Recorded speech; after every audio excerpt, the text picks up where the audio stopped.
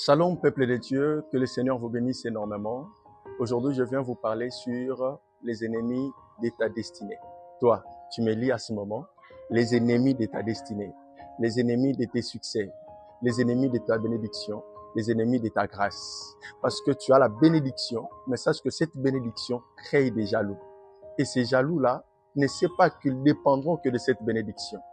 Il y a des gens qui te combattent aujourd'hui. Ils ne savent pas que ta bénédiction, c'est aussi les lèvres. Mais aujourd'hui, tellement qu'ils sont tellement ignorants, tellement que le diable les a aveuglés, ils ne regardent pas l'avenir, mais ils cherchent à combattre cette grâce qui est d'abord en toi. Ils cherchent à combattre la bénédiction que tu es. À ne pas savoir que tu es leur bénédiction. Ta bénédiction le fera aussi s'asseoir avec des grands. Ta bénédiction le fera aussi profiter de vivre une vie de luxe qu'ils n'ont jamais vue. Ils n'ont jamais eu l'opportunité d'eux-mêmes. Ils ne pourraient jamais y arriver. Mais ce sont des ennemis de ta destinée. Ce sont des ennemis de ta gloire. Les ennemis de la gloire sont des gens inconscients. Mais ils cherchent d'abord à détruire ta gloire. Ils cherchent d'abord à détruire ta destinée. Nous allons lire la parole de Dieu en Genèse 37. Si vous commencez de Genèse chapitre 37, verset 3, vous descendez en bas, vous allez le lire à la maison vous-même. Mais moi, je vais lire un peu.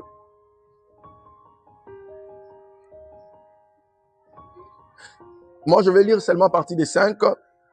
Joseph eut un songe, il raconta à ses frères qu'il les haïra encore davantage. Il leur dit, écoutez donc ces songes que j'ai eus. Nous étions alliés de gerbes au milieu des champs. Et voici ma gerbe s'éleva et s'étend debout. Et vos gerbes l'entoura et se prosternaient devant elle. Il y a encore un autre songe. Il raconta à ses frères, il dit, j'ai eu encore un songe. Et voici le soleil, la lune et 11 étoiles se prosternent devant moi. Laisse-moi te dire une chose. Ce que Joseph a vu, c'était sa destinée. Ce que Joseph a vu, c'était ce que Dieu avait placé devant Joseph. Mais qui était devenu ennemi de Joseph? Laisse-moi aujourd'hui te révéler, toi qui me suis à ce moment. Tes ennemis ne sont pas d'abord ceux qui sont plus loin de toi. Tes ennemis sont d'abord ceux qui sont plus près de toi. C'est d'abord ta propre famille.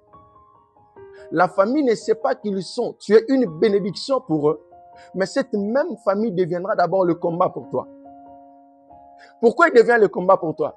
Ce n'est pas la famille, mais c'est plutôt le diable qui ne veut pas te voir réussir à atteindre ce que Dieu a placé devant toi.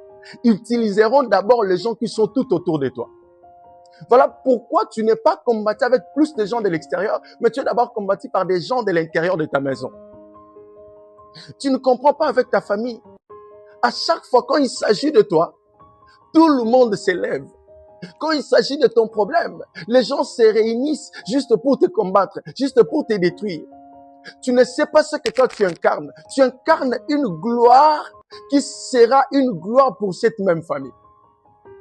La famille de Joseph ne savait pas que Joseph était une bénédiction pour eux. Les gens qui détruisent votre destinée ne sont pas ceux qui sont plus loin. Sont d'abord ceux qui sont plus près de toi. Tu dois d'abord commencer par choisir ton entourage. Laisse-moi te dire, les gens de grande destinée, choisir d'abord ton entourage. Ta réussite dépendra aussi de ton entourage.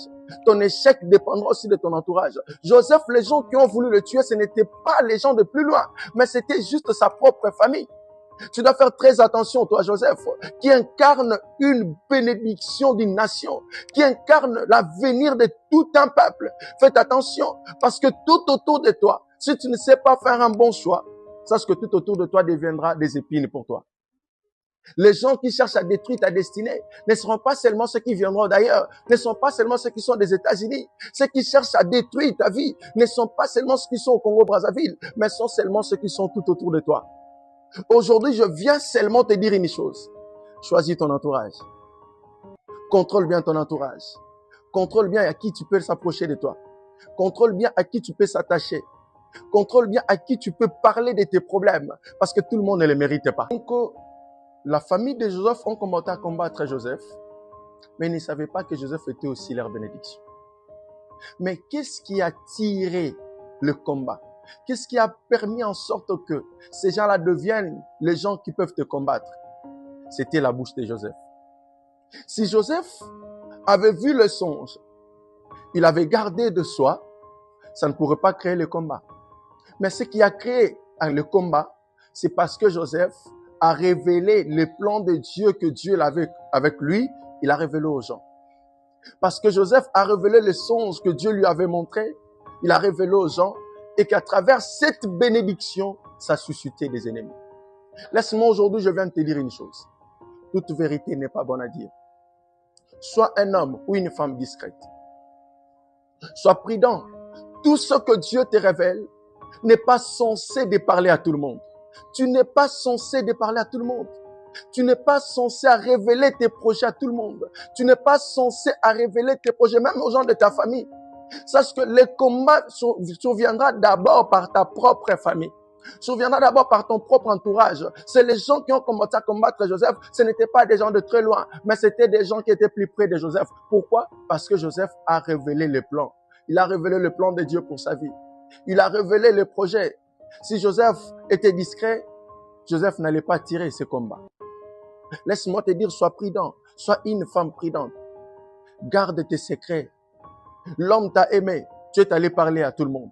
Ça crée des combats. Tu t'es séparé avec des hommes. Regarde combien des hommes que tu t'es séparé juste parce que tu as dévoilé ton secret.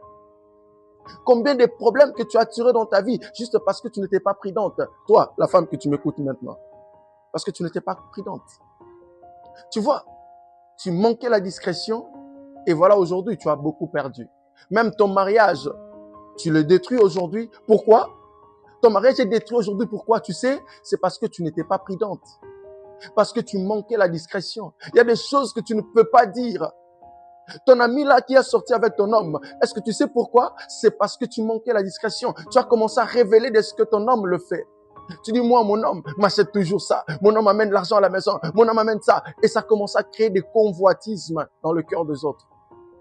Et ça a créé ce que ça a créé aujourd'hui. Regarde aujourd'hui, tu as perdu ton mariage à cause de manque de discrétion.